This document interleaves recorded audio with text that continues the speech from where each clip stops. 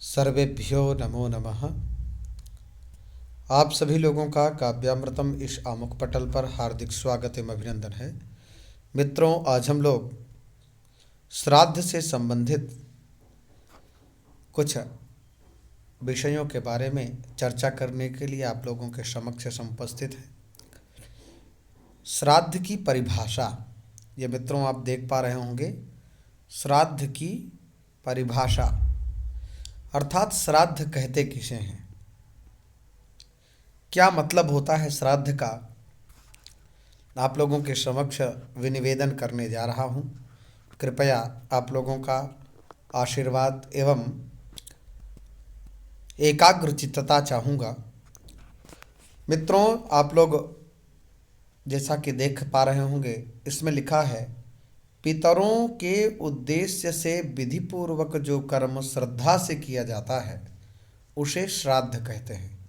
अर्थात जो हमारे पूर्वज हैं, उन पूर्वजों के तृप्त्यर्थ विधिपूर्वक जो कर्म किया जाता है, श्रद्धापूर्वक उस कर्म को संपादित किया जाता है, ऐसे कर्म विशेष को श्राद्ध कहते हैं।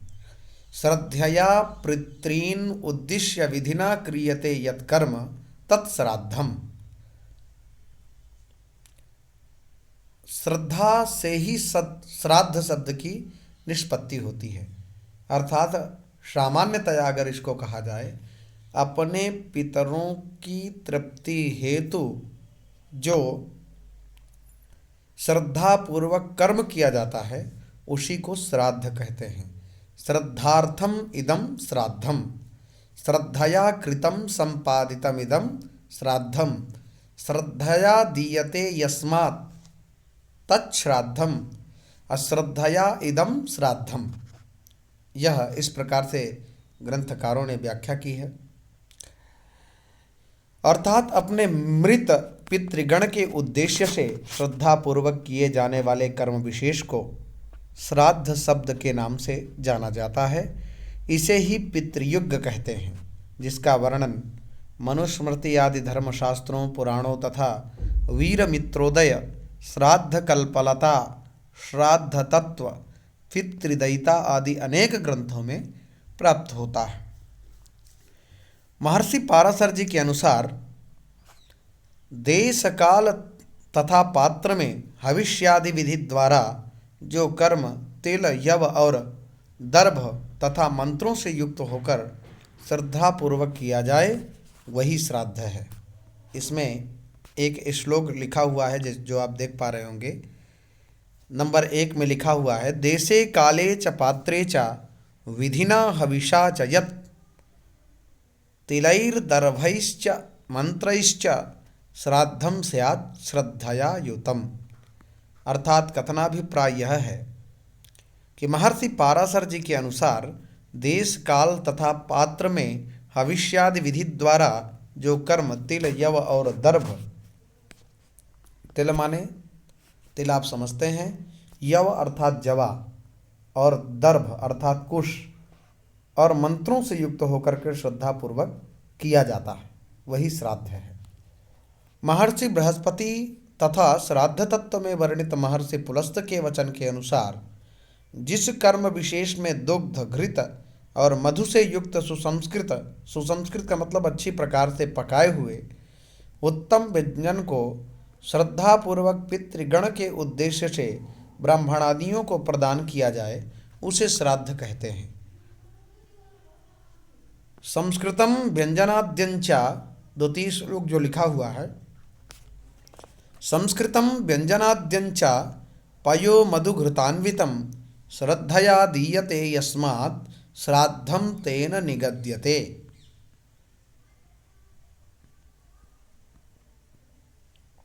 महर्षि बृहस्पति तथा श्राद्ध तत्व में वर्णित महर्षि पुलस्त के वचन के अनुसार जिस कर्म विशेष में दुग्ध, घृत और मधु से युक्त सुसंस्कृत उत्तम व्यंजन को श्रद्धापूर्वक पितृगण के उद्देश्य से ब्राह्मणादियों को प्रदान किया जाता है उसको श्राद्ध कहते हैं। अब तृतीय मत पुनः उपस्थापित करते हुए कहते हैं, देशे काले च पात्रे च श्रद्धया विधिना च यत् पितॄन् उद्दिश्य विप्रेभ्यो दत्तम श्राद्धम उदाहृतम। अर्थात इसी प्रकार ब्रह्म पुराण में भी श्राद्ध का लक्षण लिखा है कि देश काल और पात्र में विधिपूर्वक श्रद्धा से पितरों के उद्देश्य से जो ब्राह्मण को दिया जाए उसे श्राद्ध कहते हैं। अब लिखते हैं श्राद्धकर्ता का भी कल्याण होता है। जो श्रद्धा पूर्वक पितरों के लिए श्राद्ध करता है उसका भी कल्याण होता है। कैसे? तब कहते हैं श्राद्धकर्ता का कल्याण, जो प्राणी विधिपूर्वक शांत मन होकर के श्राद्ध करता है। जब श्राद्ध आप करें तो हमेशा विधिपूर्वक करें, आपका मन शांत हो। उत्तेजना पूर्ण परिस्थिति में श्राद्ध इत्यादि नहीं करना चाहिए। आगे वह सभी पापों से रहित होकर के मुक्ति को प्राप्त होता है, अर्थात ऐहिक सुख, इस लोक के, पृथ्वी लोक के संपूर्ण सुखों को प्राप्त करने के उपरांत मुक्ति को प्राप्त करता है। मुक्ति का मतलब मोक्ष, माने पतन फलासा मृत्यु भय, पतन फलासा मृत्यु भय बंध जहां पर नाही, प फ ब भ म रहित सो अपवर्ग कहाई। अपवर्ग का नाम है मोक्ष। मोक्ष का मतलब नाना प्रकार की योनियों से इस धराधाम में जन्म लेना और गर्भावस्था में नाना प्रकार की यातनाओं को भोगना। ये सब नहीं भोगना पड़ता। कब? जब मनुष्य विधिपूर्वक पितरों को श्राद्ध संपादित करता है। पितरों के लिए जो व्यक्ति श्रद्धापूर्वक श्राद्ध को करता है, इसलिए वह व्यक्ति कभी भी इस संसार चक्र में नहीं आता है।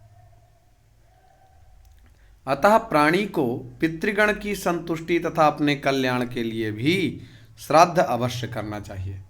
पितरों के कल्याण के लिए और आत्म कल्याण की भावना से पितृगण को संतुष्टि मिले और हमारी भी संतुष्टि हो, इसलिए अपने कल्याण की भावना से श्राद्ध पितरों के लिए करना चाहिए। इस संसार में श्राद्ध करने वाले के लिए श्राद्ध से श्रेष्ठ अन्य कोई कल्याणकारक उपाय नहीं है। जिन लोगों के कुंडलियों में प्रायः पितृदोष इत्यादि लगा होता है, उनको त्रिपिंडी श्राद्ध, पितृगायत्री इत्यादि का जप कराना चाहिए और स्वतः करना। अगर समय आपके पास है, संबंधित जानकारी यदि आप रखते हैं, तो स्वतः करने में भी कोई दोष नहीं है। अन्यथा किसी विद्वान आचार्य पुरोधा के पास जाकर के श्राद्ध प्रक्रिया को संपन्न कराना चाहिए। इस तथ्य की पुष्टि महर्षि सुमंतु द्वारा की गई है। महर्षि सुमंतु जी इस तथ्य की प्रतिपुष्टि कर रहे हैं। कह रहे हैं श्राद्धात् परतरम नान्यत् श्रेयस्करमुदाहृतं तस्मात् सर्वप्रयत्नेन श्राद्धं कुर्याद् विचक्षणः। इन स्थानों में आप रुकिए। श्राद्धात् परतरम नान्यत् श्रेयस्करमुदाहृतं तस्मात् सर्वप्रयत्नेन श्राद्धं कुर्याद् विचक्षणः। अर्थात इस जगत में श्राद्ध से श्रेष्ठ अन्य कोई कल्याणप्रद उपाय नहीं है। अतः बुद्धिमान मनुष्य को यत्नपूर्वक श्राद्ध करना चाहिए। इतना ही नहीं, श्राद्ध अपने अनुष्ठाता की आयु को बढ़ाता है। अर्थात ये जो पंक्ति लिखी हुई है, इसका भाव यह है कि जो व्यक्ति श्राद्ध करता है पितरों के निमित्त, उस अनुष्ठाता अर्थात श्राद्ध करने वाले की आयु बढ़ती है और पुत्र प्रदान कर कुल परंपरा को अक्षुण्ण रखता है, अर्थात धन पुत्र आदि से संपन्न होता है और अक्षुण्ण जो कभी नष्ट न हो ऐसा धन धारण संप्राप्त करता है। शरीर में बल पौरुष का संचार करता है, पुष्टि प्रदान करता है और यश का विस्तार करते हुए सभी प्रकार के सुख प्रदान करता है। इसलिए निश्चित ही मनुष्य को अपने पितरों के निमित्त श्राद्ध इत्यादि करना चाहिए। अच्छा, श्राद्ध से मुक्ति। इस प्रकार श्राद्ध सांसारिक जीवन को तो सुखमय बनाता ही है, परलोक को भी सुधारता है और अंत में मुक्ति भी प्रदान करता है। आयु प्रजाम धनम विद्याम स्वर्गम मोक्षम सुखानि च प्रयक्षन्ति तथा राज्यम पितरः श्राद्धतर्पिताः। ये मार्कंडेय पुराण का श्लोक है। अर्थात श्राद्ध से संतुष्ट होकर पितृगण श्राद्धकर्ता को दीर्घ आयु, संतति, धन, विद्या, राज्य, सुख, स्वर्ग एवं मोक्ष प्रदान करते हैं। अत्रि संहिता का यह वचन है कि जो पुत्र भ्राता, पौत्र अथवा दौहित्र, दुहितायाः पुत्रः दौहित्रः अर्थात बेटी का पुत्र जो हो, नाती, दौहित्र मतलब नाती जो हो, आदि ये लोग पितृकार्य और श्राद्धानुष्ठान करते हैं तो वे निश्चय ही परम गति को प्राप्त होते हैं। ऐसा देखिए इस श्लोक में निरूपित किया गया है। 1 नंबर में लिखा है, पुत्रो वा भ्रातरो वापि दौहित्रः पौत्रकस्तथा पितृकार्ये प्रसक्ताये ते यान्ति परमां गतिम। यहाँ तक लिखा है कि जो श्राद्ध करता है, जो उसके विधि विधान को जानता है, जो श्राद्ध करने की सलाह देता है और जो श्राद्ध का अनुमोदन करता है, इन सबको श्राद्ध का पुण्य मिल जाता है। उपदेष्टानुमंता च लोके तुल्य फलौ स्मृतौ, ऐसा बृहस्पति जी कहते हैं। श्राद्ध न करने से हानि क्या होती है?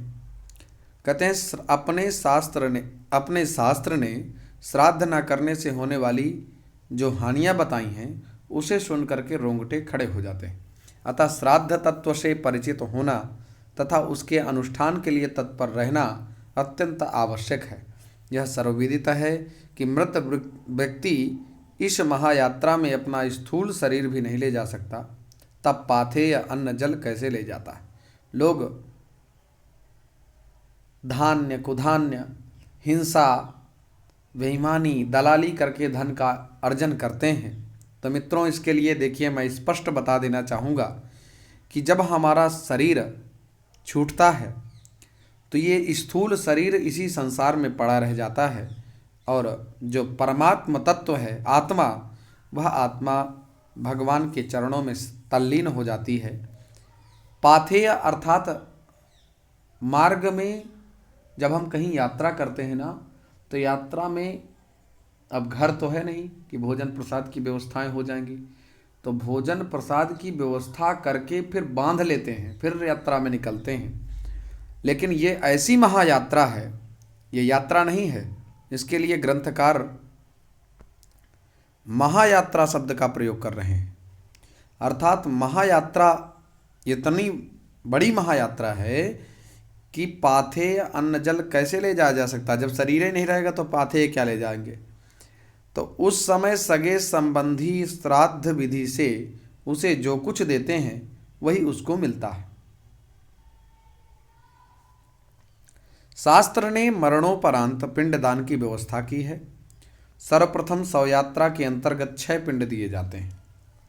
ये बात का बोध न होने के कारण प्रायः परिकरीय जन विलाप करने में ही स्वार्थ की स्थिति में भयंकर विलाप करते हैं और विलाप की स्थिति में क्या उचित है क्या अनुचित है इस विषय पर ध्यान न देते हुए विलाप में ही लगे रहते हैं।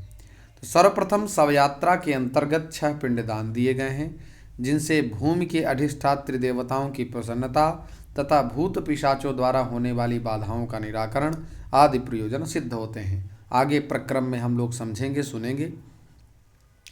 इसके साथ ही दशगात्र में दिए जाने वाले 10 पिंडों के द्वारा जीव को आतिवाहिक सूक्ष्म शरीर की प्राप्ति होती है, जिससे वह महायात्रा में प्रयाण कर सके। इसलिए जब 10 पिंड हम 10 गात्र पिंड दे देते हैं तो उसको एक सूक्ष्म शरीर की प्राप्ति होती है। यह मृत व्यक्ति की महायात्रा के प्रारंभ की बात हुई। अब आगे उस पाथेय अर्थात रास्ते के भोजन अन्न जलादि की आवश्यकता पड़ती है, जो उत्तम षोडशी में दिए जाने वाले पिंडदान से उसे प्राप्त करता है। यदि सगे संबंधी पुत्र पौत्रादि न दें तो भूख प्यास से उसे वहाँ बहुत दारुण दुख होता है। लोकांतरेषु ये तोयम लभन्ते नान्नमेव च दत्तम नवंसजैर्येषां ते व्यथा यान्ति दारुणाम। ऐसा सुमंतु जी कहते हैं। श्राद्ध न करने वालों को कष्ट क्या मिलता है? यह तो हुई श्राद्ध न करने से मृत प्राणी के कष्टों की कथा। अब श्राद्ध न करने वाले को भी पग पग पर कष्ट का सामना करना पड़ता है। मृत प्राणी बाध्य होकर श्राद्ध न करने वाले अपने सगे संबंधियों का ही रक्त चूसने लगता है। श्राद्धम न कुरुते मोहात तस्य रक्तम पिबन्ति ते। जो पितर होते हैं भूख प्यास से व्याकुल होते हैं, और भूख प्यास से व्याकुल होकर के सगे संबंधी जब श्राद्ध नहीं करते हैं तो उनका रक्तपान करते हैं। साथ ही साथ वे साप भी देते हैं।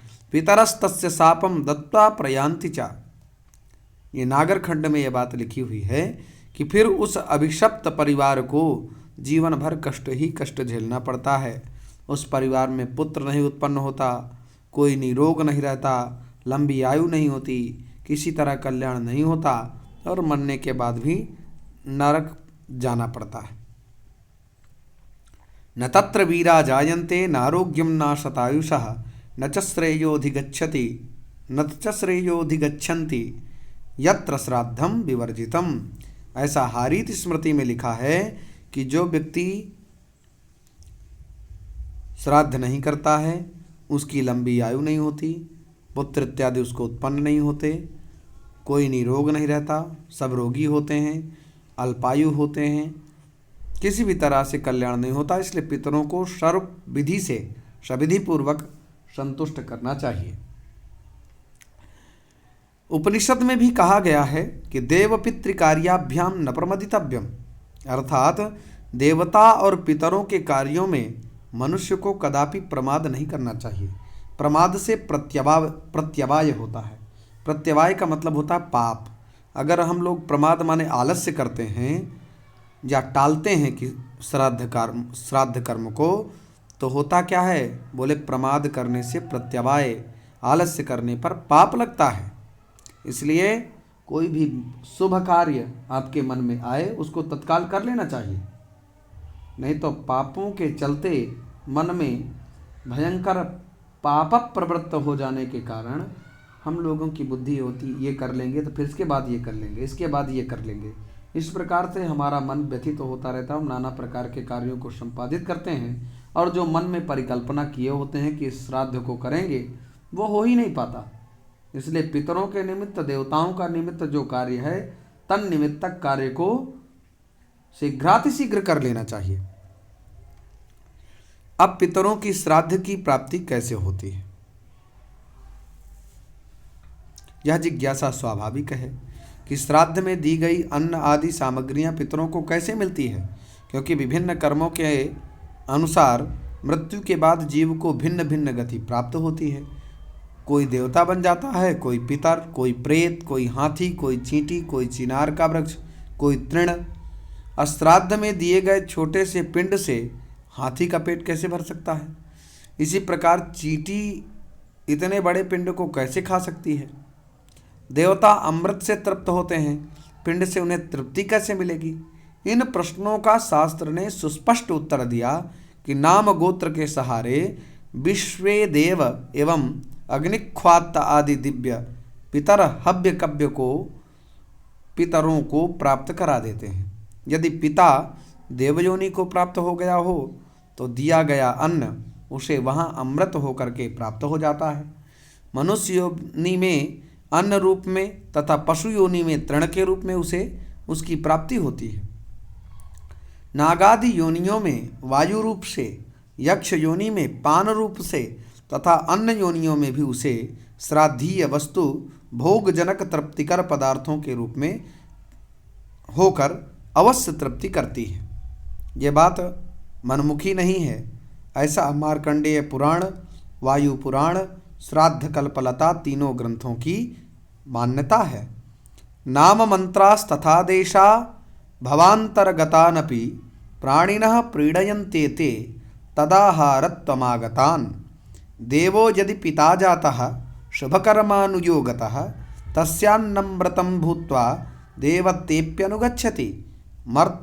मर्त्यत्वे ह्यन्नरूपेण पशुत्वे च तृणं भवेत्।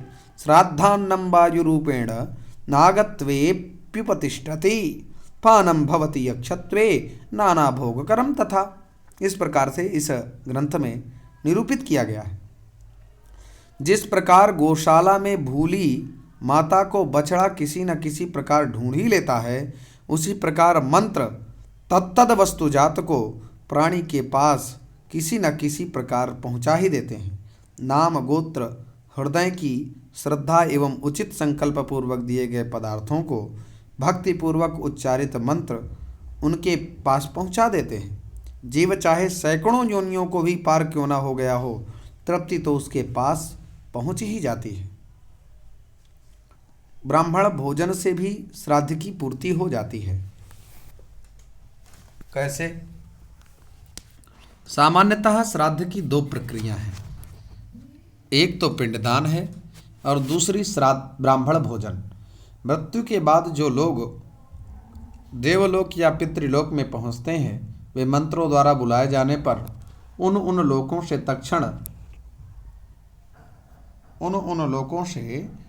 तक्षण श्राद्ध देश में आ जाते हैं और निम्नलिखित ब्राह्मणों के माध्यम से भोजन कर लेते हैं। सूक्ष्मग्राही होने से भोजन के सूक्ष्म कणों के आघ्राण माने सूंघने से उनका भोजन हो जाता है। वो सूक्ष्मग्राही होते हैं, थोड़ा ग्रहण करते हैं, इसलिए उनके सूंघने मात्र से ही उनका भोजन हो जाता है, वे तृप्त हो जाते हैं। वेदों में बताया गया है कि ब्राह्मणों को भोजन कराने से वह पितरों को शब प्राप्त हो जाता है। अथर्व वेद में लिखा है, इममोदनम निदधे ब्राह्मणेषु विष्टारिणम लोकजित स्वर्गम।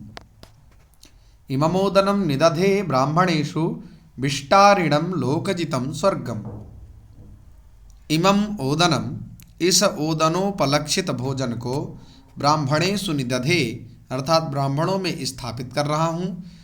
यह भोजन विस्तार से युक्त है, यह भोजन विस्तार से युक्त है और स्वर्ग को जीतने वाला है। इस तथ्य को स्पष्ट करते हुए मनु जी ने लिखा है, यस्यास्येन सदा स्नन्ति हव्यानि त्रिदिवौकशः काव्यानि चैव पितरः किं भूतमधिकं ततः। अर्थात ब्राह्मण के मुख से देवता हव्य को और पितर कव्य को खाते हैं। पितरों के लिए लिखा है कि ये अपने कर्मवश अंतरिक्ष में वायवीय शरीर धारण कर रहते हैं। अंतरिक्ष में रहने वाले इन पितरों को श्राद्ध काल आ गया है यह सुनकर ही तृप्ति हो जाती है। ये मनोजव अर्थात मन माने हृदय और जव माने गति। ये मन जहाँ कल्पना करते हैं कि हमें इलाहाबाद जाना चाहिए तो तुरंत पहुँच जाते हैं, प्रयागराज तुरंत, बागेश्वर धाम जाना तुरंत पहुँच गए। तो मन की गति से चलने वाले होते हैं। इन पितरों की गति मन की गति की तरह होती है। ये स्मरण से ही श्राद्ध देश में आ जाते हैं। आप स्मरण करेंगे वो आ गए और ब्राह्मणों के साथ भोजन कर तृप्त हो जाते हैं। इनको सब लोग इसलिए नहीं देख पाते हैं, इनका शरीर वायवीय होता है। ऐसा तस्य ते पितरः श्रुत्वा श्राद्ध कालमुपस्थितम् अन्योन्यं मनसा ध्यात्वा संपतन्ति मनोजवाः ब्राह्मणैस्ते सहास्नन्ति पितरो ह्यन्तरिक्षगाः वायुभूतास्तु तिष्ठन्ति भुक्त्वा यान्ति परां गतिम्। ऐसा कूर्म पुराण में लिखा हुआ है। तो इस विषय में मनुस्मृति में भी कहा गया है, श्राद्ध के निमंत्रित ब्राह्मणों में पितर गुप्त रूप में से निवास करते हैं, प्राणवायु की भांति उनके चलते समय चलते हैं और बैठते समय बैठते हैं। श्राद्ध काल में निमंत्रित ब्राह्मणों के साथ ही प्राण रूप या वायु रूप में पितर आते हैं, उन ब्राह्मणों के साथ ही बैठकर भोजन करते हैं। इसी बात को पुनः मनुस्मृति में बताया गया, निमंत्रितान हि पितर उपतिष्ठन्ति तान् द्विजान् वायुवच्चानुगच्छन्ति तथा सीनानुपासते, ऐसा मनुस्मृति में लिखा हुआ है।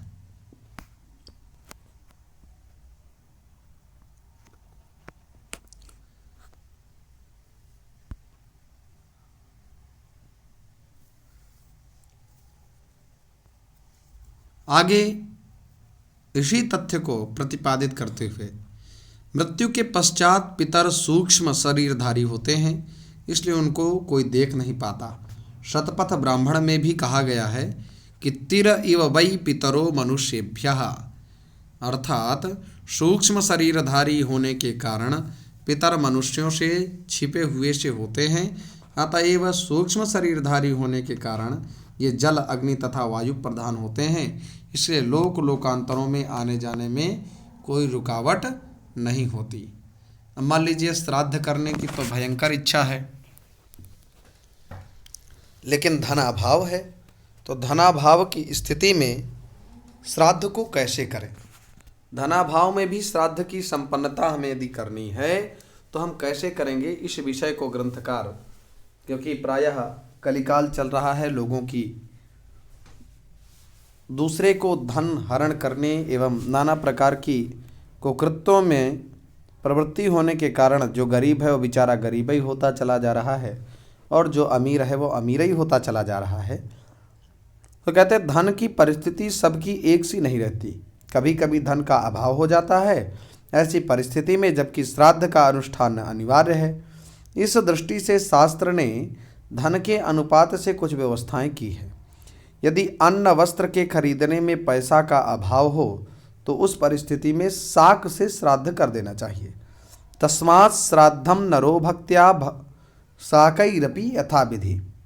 यदि शाक खरीदने के लिए भी पैसे न हो तो तृण काष्ठ आदि को बेचकर पैसे इकट्ठा करें और पैसों से शाक खरीदकर श्राद्ध करें। अर्थात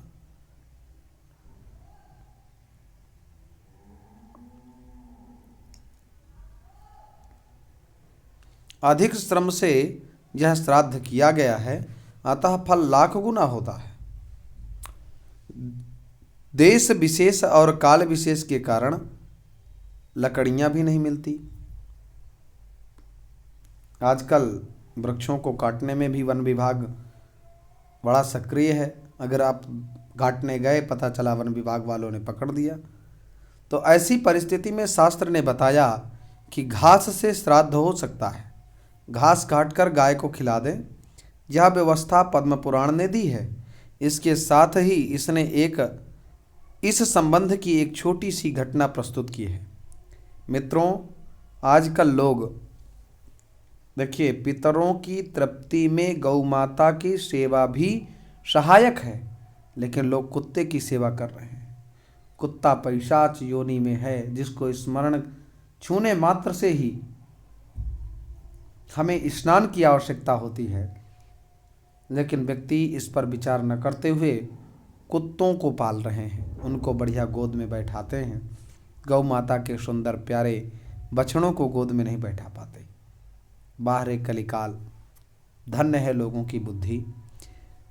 अब एक छोटी सी घटना प्रस्तुत की जा रही है। एक व्यक्ति धन के अभाव में अत्यंत ग्रस्त था। एक व्यक्ति धन के अभाव से ग्रस्त था। उसके पास इतना पैसा न था कि साग खरीदा जा सके। इस तरह साग से भी श्राद्ध करने की स्थिति में वह नहीं था। आज ही श्राद्ध की तिथि थी। कुतप काल भी आ पहुंचा था। इस काल के बीतने पर श्राद्ध नहीं हो सकता था। बेचारा घबरा गया, रो पड़ा। श्राद्ध कैसे करें, कैसे करें? एक विद्वान ने उसे सुझाया, अभी कुतप काल है, शीघ्र ही घास काटकर पितरों के नाम पर गाय को खिला दो। वह दौड़ गया और घास काटकर गायों को खिला दी। इस श्राद्ध के फलस्वरूप उसे देवलोक की प्राप्ति हुई। एतत् पुण्य प्रसादेन गतोषौ सुर मंदिरम, पद्म पुराण की यह कथा है। तो ऐसी भी परिस्थिति आ सकती है कि घास भी मिलना असंभव, ऐसी परिस्थिति आ जाती है कि घास का भी मिलना संभव नहीं होता, तब श्राद्ध कैसे करें? तो शास्त्र ने इसका भी समाधान यह किया कि श्राद्धकर्ता को देश कालवश जब घास का भी मिलना संभव ना हो, तब श्राद्ध का अनुकल्प यह है कि श्राद्धकर्ता एकांत स्थान में चला जाए, दोनों भुजाओं को उठाकर निम्नलिखित श्लोक से पितरों की प्रार्थना करे। क्या प्रार्थना करेंगे? न मेस्ति वित्तं न धनं च नान्यत्, श्राद्धोपायोग्यं स्वपितॄन् नतोऽस्मि। न मेस्ति वित्तं न धनं च नान्यत्, श्राद्धोपयोग्यं स्वपितॄन् नतोऽस्मि। तृप्यन्तु भक्त्या पितरो मयैतौ, कृतौ भुजौ वर्त्मनि मारुतस्य। ऐसा विष्णु पुराण में लिखा हुआ है। अर्थात हे मेरे पितृगण, मेरे पास श्राद्ध के उपयुक्त ना तो धन है ना धान्य आदि, हाँ मेरे पास आपके लिए श्रद्धा और भक्ति है। मैं इन्हीं के द्वारा आपको तृप्त करना चाहता हूँ, आप तृप्त हो जाएं। मैंने शास्त्र की आज्ञा के अनुरूप दोनों भुजाओं को आकाश में उठा रखा है। ऐसा कह करके प्रार्थना कर लेना चाहिए। अब श्राद्ध कार्य में साधन संपन्न व्यक्ति को वित्तसाठ्य नहीं करनी चाहिए। वित्तसाठ्यम न समाचरेत, अर्थात मान लीजिए पहले तो श्राद्ध को विधि पूर्वक करना चाहिए, ना हो तो या तो पिंडदान करें या तो फिर ब्राह्मणों को भोजन कराएं। ये भी नहीं है तो लकड़ी बेच करके, श्रम इत्यादि करके लाखों गुणा पुण्य प्राप्त होता है, यह प्रपंच हम लोगों ने सुना। आगे अगर वो भी ना हो पा रहा है तो घास काट के गैया को खिलाएं। अगर वो भी ना हो पाए तो व्यक्ति को क्या करना चाहिए? हाथ उठा करके पितरों से प्रार्थना करना चाहिए। अब मान लीजिए पितरों की आशीर्वाद से, अनुकंपा से आपको सब कुछ संप्राप्त है, तो वित्तसाठ्यम न समाचरेत, कंजूसी नहीं करनी चाहिए। अपने उपलब्ध साधनों से विशेष श्रद्धापूर्वक श्राद्ध अवश्य करना चाहिए।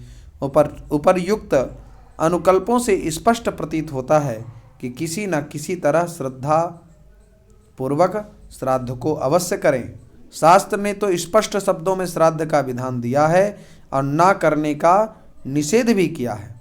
श्राद्ध करें ही। अतो मूलैः फलैर्वापि तथाप्युदत तर्पणैः, अतो मूलैः फलैर्वापि तथापि उदक तर्पणैः पितृतृप्तिं प्रकुर्वीत। श्राद्ध छोड़े नहीं, नैव श्राद्धम विवर्जयेत। ऐसा श्राद्धम नैव विवर्जयेत, श्राद्ध को नहीं छोड़ना चाहिए। अच्छा, श्राद्ध के अधिकारी कौन हैं? तो पिता का श्राद्ध करने वाला अधिकार मुख्य रूप से पुत्र को ही है। कई पुत्र होने पर अंत्येष्टि से लेकर एकादशाह तथा द्वादशाह तक की सभी क्रियाएं ज्येष्ठ पुत्र को करना चाहिए।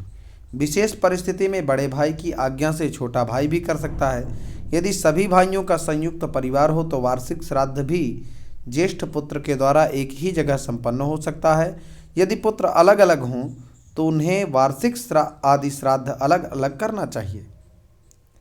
मृते पितरि पुत्रेण क्रियाकार्या विधानतः बहवः स्युर्यदा पुत्राः पितुरेकत्र वासिनः, सर्वेषां तु मतं कृत्वा ज्येष्ठेनैव तु यत्कृतं द्रव्येण च विभक्तेन सर्वैरेव कृतं भवेत्। यदि पुत्र ना हो तो शास्त्रों में श्राद्धाधिकारी के लिए विभिन्न व्यवस्थाएं प्राप्त हैं। स्मृति संग्रह तथा श्राद्ध कल्पलता के अनुसार श्राद्ध के अधिकारी पुत्र, पौत्र, प्रपौत्र, दौहित्र। पुत्र माने पिता का बेटा, और जो प्रपौत्र अर्थात नाती, दौहित्र अर्थात पुत्री का पुत्र, पत्नी, भाई, भतीजा, पिता, माता, पुत्रवधू, बहन, भांजा, शपिंड अर्थात स्वयं से लेकर के पूर्व की 7 पीढ़ी तक का परिवार, कोई भी कैंडिडेट हो, और सोदक अर्थात 8वीं से लेकर के 14वीं पीढ़ी तक के पूर्वज परिवार। ये जो कहे गए हैं, इनके पूर्व के न रहने पर क्रमशः बाद के लोगों का श्राद्ध करने का अधिकार है। विष्णु पुराण के वचन के अनुसार पुत्र, पौत्र, प्रपौत्र, भाई, भतीजा अथवा अपनी सपिंड संतति में उत्पन्न हुआ पुरुष ही श्राद्धादि क्रिया करने का अधिकारी होता है। यदि इन सब का अभाव हो तो समानोदक की संतति अथवा मातृपक्ष के शपिंड अथवा समानोदक को इसका अधिकार है। मातृकुल और पितृकुल दोनों के नष्ट हो जाने पर स्त्री ही इस क्रिया को करे, अथवा यदि स्त्री भी ना हो तो साथियों में से ही कोई करे, या बांधवहीन मृतक के धन से राजा ही उसके संपूर्ण प्रेत कर्म को कराए। इसीलिए देखिए, योगी सरकार आजकल इन सारे कर्मों में लगी हुई हैं। अभी कुछ दिनों पूर्व कुछ वीर जवान शहीद हो गए थे, उनके लिए यज्ञादि अनुष्ठान किया गया था। तो हेमाद्रि के अनुसार पिता की पिंडदान आदि संपूर्ण क्रिया पुत्र को ही करनी चाहिए। पुत्र के अभाव में पत्नी करे, और पत्नी के अभाव में सहोदर भाई को करनी चाहिए। 3 नंबर देखिए श्लोक, पितुः पुत्रेण कर्तव्या पिंडदानोदक क्रिया, पुत्राभावे तो पत्नी स्यात्, पत्न्यभावे तो सोदरः। ऐसा ग्रंथकारों ने का निर्देश है।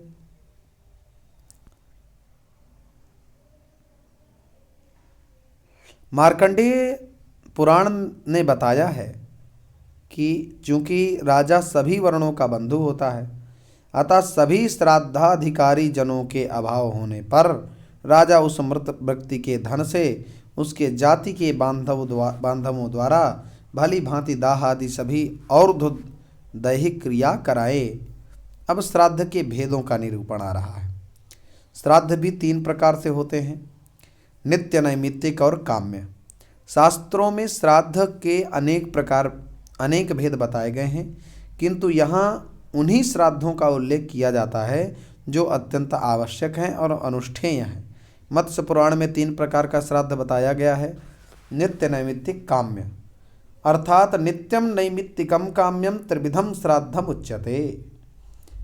यमस्मृति 5 प्रकार के श्राद्धों का उल्लेख करता है, नित्य, नैमित्तिक, काम्य, वृद्धि और पार्वण। इस 5वें श्लोक में आप देख रहे होंगे, अहनि अहनि यच्छ्राद्धम तन्नित्यमिति कीर्तितम वैश्वदेव विहीनम तद शक्तावुदकेन चु। ऐसा भविष्य पुराण में लिखा हुआ है। तो मित्रों,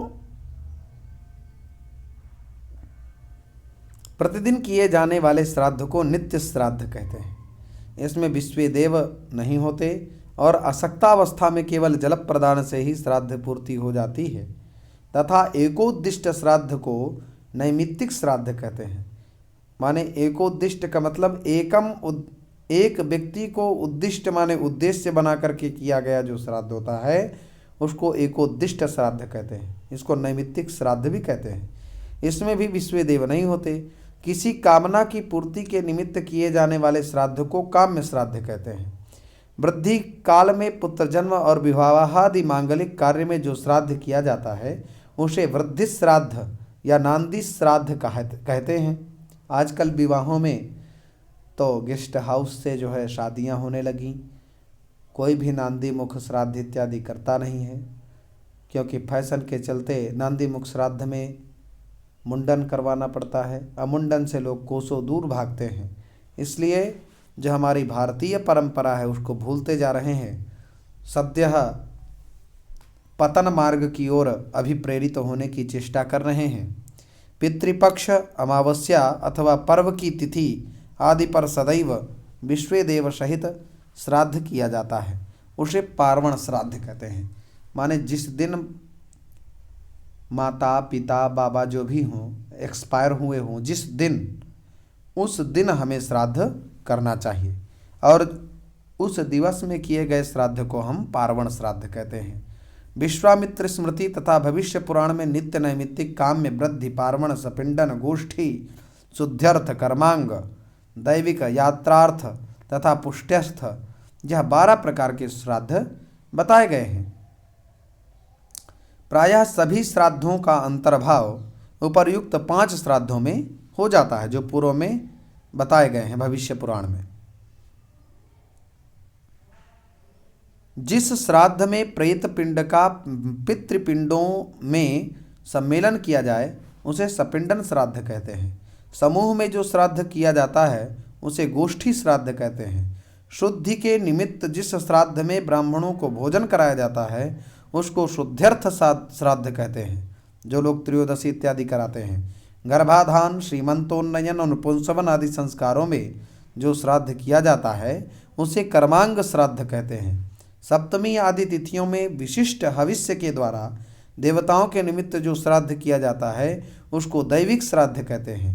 तीर्थ के उद्देश्य से देशांतर जाने के समय घृत द्वारा जो श्राद्ध किया जाता है उसे यात्रार्थ श्राद्ध कहते हैं। शारीरिक अथवा आर्थिक उन्नति के लिए जो श्राद्ध किया जाता है वह पुष्ट्यर्थ श्राद्ध कहलाता है। उपर्युक्त सभी प्रकार के श्राद्ध श्रौत एवं स्मार्त भेद से 2 प्रकार के होते हैं। पिंड पितृयाग को श्रौत श्राद्ध कहते हैं और एकोद्दिष्ट पार्वण और तीर्थ श्राद्ध से लेकर मरण तक के श्राद्ध को स्मार्त श्राद्ध कहते हैं। श्राद्ध के 96 अवसर हैं। 12 महीनों की 12 अमावस्याएं, सत्ययुग त्रेतादि युगों के प्रारंभ की 4 युगादि तिथियां, मनुओं के आरंभ की 14 मनवादि तिथियां, 12 संक्रांतियां, 12 वैधृति योग, 12 व्यतिपात योग, 15 महालय श्राद्ध, पितृपक्ष, 5 अष्टका, 5 अन्वष्टका तथा 5 पूर्वेद्युः, ये 96 श्राद्ध के अवसर हैं। जब सामान्य कुछ न हो तो अमावस्या के दिन पितरों की संतुष्टि के लिए